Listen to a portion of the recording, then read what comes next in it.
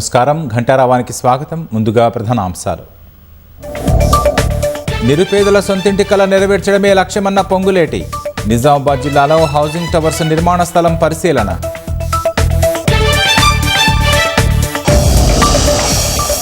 రామగుండం ఎరువుల కర్మాగారంలో gas pipeline leakage. పూర్తిగా నడిచిన యూరియా ఉత్పత్తి.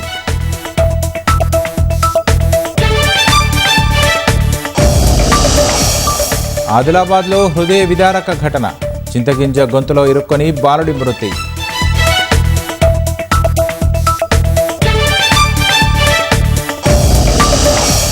చిన్నారుల గోప్యత కేసులో అమెరికాతో టిక్ టాక్ రాజీ. 3,800 కోట్లు చెల్లించేలా ఒప్పందం.